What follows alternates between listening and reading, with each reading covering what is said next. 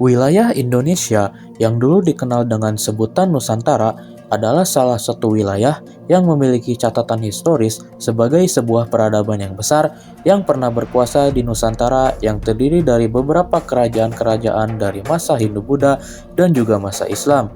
Selain itu, wilayah ini dikenal juga sebagai tempat transit dari kegiatan perdagangan internasional yang tentunya terdapat aktivitas perekonomian yang ada di dalamnya.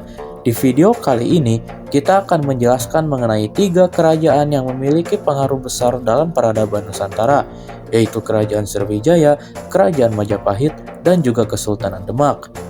Ketiga kerajaan ini memanfaatkan letak geografis mereka yang strategis untuk membangun pusat perdagangan yang berkembang pesat.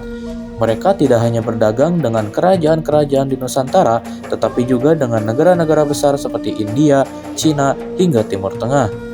Dalam video ini, kita akan membahas bagaimana mereka mengembangkan perdagangan, apa saja komoditas unggulannya, dan bagaimana kekuatan ekonomi ini berpengaruh terhadap kejayaan masing-masing kerajaan.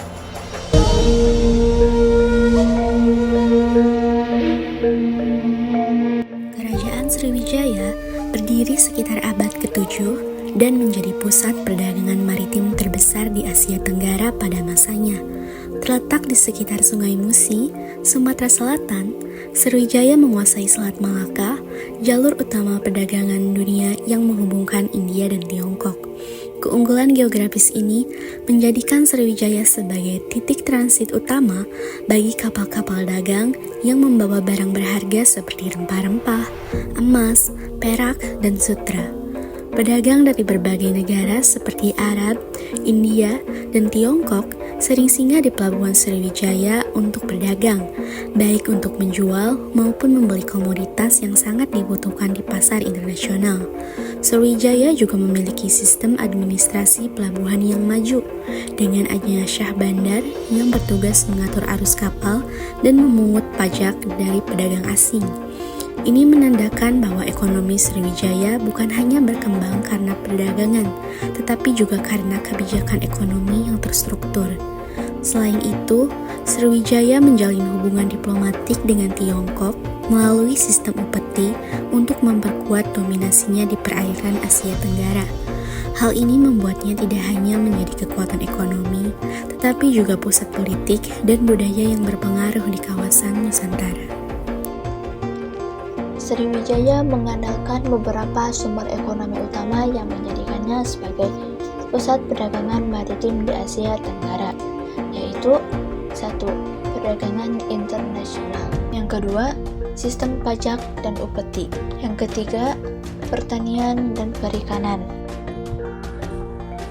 Untuk menjaga kestabilan ekonominya, Sriwijaya memiliki angkatan laut yang kuat. Armada laut ini tidak hanya bertugas mengawasi perairan dan jalur perdagangan, tetapi juga melindungi kapal dagang dari ancaman bajak laut dan serangan kerajaan lain yang ingin menguasai Selat Malaka. Sriwijaya menerapkan sistem pengawasan ketat di perairannya. Seorang Syah Bandar ditunjuk untuk mengatur pergerakan kapal dagang dan memeriksa barang yang masuk serta keluar dari wilayahnya. Jika ada kapal yang melanggar peraturan atau mencoba menghindari pajak, kapal tersebut akan diarahkan ke perairan sempit atau bahkan disita oleh pasukan Sriwijaya. Keberhasilan Sriwijaya dalam mengendalikan perdagangan dan mengamankan jalur perdagangan menjadikannya sebagai pusat ekonomi yang sangat makmur hingga abad ke-13. Namun, seiring dengan melemahnya kontrol terhadap Selat Malaka akibat serangan dari kerajaan Chola dan persaingan dagang dengan kerajaan-kerajaan lain, Sriwijaya mengalami kemunduran.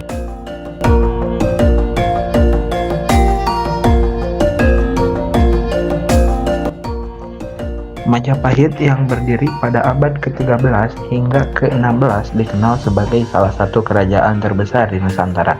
Selain memiliki pengaruh politik yang kuat, Majapahit juga memiliki sistem ekonomi yang kokoh berbasis pertanian, perdagangan maritim, dan industri.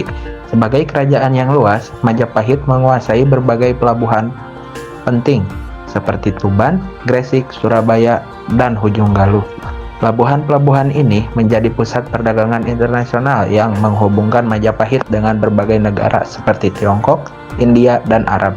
Perekonomian Majapahit sangat beragam dan berkembang di berbagai sektor. Yang pertama yaitu pertanian sebagai sektor utama. Dengan tanah yang subur dan sistem irigasi yang baik, Majapahit mampu menghasilkan beras dalam jumlah besar. Beras ini tidak hanya memenuhi kebutuhan dalam negeri, tetapi juga diekspor ke berbagai wilayah termasuk Maluku untuk ditukar dengan rempah-rempah. Kedua yaitu hubungan dagang dengan luar negeri. Majapahit menjalin hubungan dagang dengan berbagai negara. Pedagang dari India, Cina, dan Arab sering datang ke Nusantara untuk mendapatkan hasil bumi dan rempah-rempah. Lalu yang ketiga yaitu industri dan kerajinan. Majapahit juga memiliki sektor industri dan kerajinan yang berkembang pesat. Produksi senjata dari logam, peralatan rumah tangga, serta kain tenun menjadi barang yang memiliki nilai ekonomi tinggi. Industri kapur barus dan anyaman daun kelapa juga menjadi bagian dari kegiatan ekonomi masyarakat Majapahit.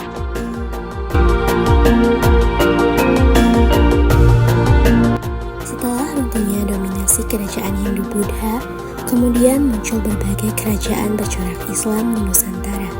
Setelah runtuhnya kerajaan Majapahit, muncullah Kesultanan Demak sebagai kerajaan Islam pertama di Jawa. Demak berdiri pada awal abad ke-16 dan berkembang menjadi pusat perdagangan serta penyebaran Islam di Jawa. Letak geografisnya yang strategis, yaitu di pesisir utara Jawa, menjadikannya sebagai pusat perdagangan penting di Nusantara. Perekonomian Demak tidak hanya bergantung pada perdagangan maritim, tetapi juga didukung oleh sektor agraris dan industri. Yang pertama ada pertanian dan perkebunan. Kedua ada industri galangan kapal. Yang ketiga ada perdagangan internasional. Sebagai pusat perdagangan dan kekuatan Islam di Nusantara, Demak juga menggunakan ekonominya sebagai alat diplomasi. Jaringan perdagangan maritim yang kuat memungkinkan Demak untuk memperkuat hubungan dengan kerajaan-kerajaan Muslim lainnya di Asia.